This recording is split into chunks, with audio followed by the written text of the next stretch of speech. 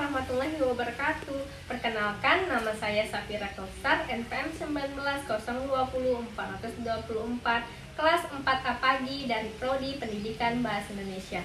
Tugas ini saya buat untuk memenuhi tugas kajian kurikulum dan perencanaan pembelajaran bahasa dan sastra Indonesia. Nah, untuk mempersingkat waktu, mari saja langsung kita bahas teori-teori dalam belajar. Yang pertama, teori behaviorisme. Teori behaviorisme ini sendiri adalah teori belajar yang mengedepankan perubahan perilaku peserta didik sebagai hasil proses pembelajaran. Terjadinya perubahan perilaku peserta didik diakibatkan karena adanya interaksi antara stimulus dan respon.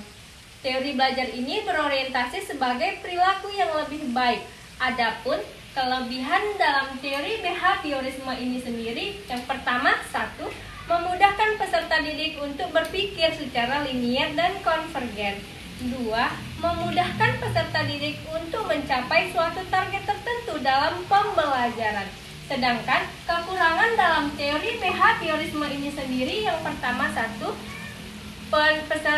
Pembelajaran hanya berpusat pada guru, sedangkan peserta didik bersifat pasif. 2. Sulitnya menjelaskan kondisi belajar yang kompleks karena peserta didik hanya bersifat orientasi dan respon. Sedangkan contoh teori behaviorisme ini sendiri ialah guru memberikan evaluasi kepada peserta didik berdasarkan perilaku yang dilihat. Yang kedua, teori konstruktivisme ialah teori belajar yang mengutamakan peningkatan perkembangan nalar atau logika dan konseptual belajar. Teori ini disebut juga sebagai teori generatif. Teori generatif ialah teori yang menciptakan suatu makna dari apa yang telah dipelajarinya. Adapun kelebihan teori konstruktivisme ialah yang pertama, 1. Memberikan kesempatan bagi peserta didik untuk mengemukakan pendapat dengan gayanya sendiri. Sedangkan yang kedua ialah memberikan kesempatan untuk pelajar membuat lingkungan belajar agar peserta didik dapat mengemukakan gagasan dan saling berdiskusi. Kekurangan teori konstruktivisme, yang pertama, 1. Lama karena peserta didik membangun pengetahuannya sendiri. 2. Terhambatnya sarana dan prasarana. Contoh dari teori konstruktivisme ini sendiri yaitu guru mengajak peserta didik untuk mencari tahu sendiri tentang masalah persoalan yang dimulai dari alam, perpustakaan, internet, koran, dan teman sebaya. 3.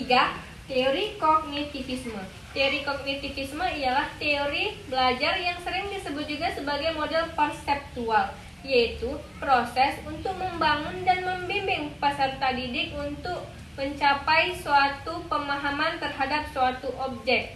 Adapun kelebihan teori kognitivisme ini sendiri, yang pertama, 1. Peserta didik menjadi lebih kreatif, aktif, mandiri, dan lebih mudah mempelajari bahan pembelajaran. Sedangkan kekurangan teori kognitivisme ini sendiri, yang pertama, teori ini tidak menyeluruh untuk semua tingkat pendidikan. Sedangkan contoh teori kognitivisme ini sendiri yaitu guru memberikan suatu pemahaman kepada peserta didik dengan cara yang lebih mudah atau dengan menggunakan bahasa yang lebih mudah agar peserta didik dapat lebih mudah dalam berdiskusi dan saling berbicara kepada teman-temannya. 4. Teori humanistik. Teori humanistik adalah suatu teori untuk memanusiakan manusia atau proses belajar yang dianggap berhasil apabila peserta didik dapat mengenali lingkungannya dan dirinya sendiri. Adapun kelebihan teori humanistik ini sendiri, yang pertama, 1. Tumbuhnya kreativitas peserta didik. 2. Semakin canggih teknologi, maka akan semakin maju pula perkembangan pembelajaran. Sedangkan kelemahan teori humanistik ini sendiri, yang pertama, 1. Pemahaman yang kurang jelas akan menghambat proses pembelajaran. Adapun contoh teori humanistik ini sendiri, yang pertama, guru memberikan reward kepada peserta didik yang telah berhasil melakukan sesuatu agar peserta didik akan lebih semangat lagi dalam melakukan pembelajaran. 5. Teori sibernetik. Teori ini adalah teori yang relatif baru dibandingkan dengan teori-teori sebelumnya. Teori ini sejalan dengan perkembangan teknologi dan ilmu informasi.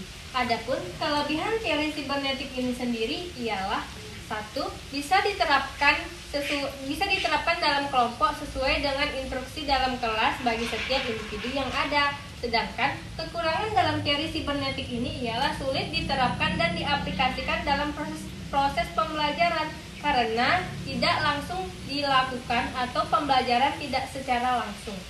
Sedangkan contoh teori sibernetik ini sendiri yaitu pembelajaran ini menggunakan monitor, video call, atau dengan menggunakan aplikasi seperti webcam, Skype, dan lain-lain.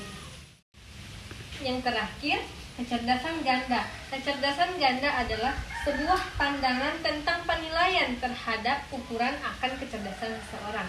Kelebihan teori kecerdasan ganda ini sendiri yaitu memberikan pandangan terhadap pemahaman terhadap suatu potensi utama.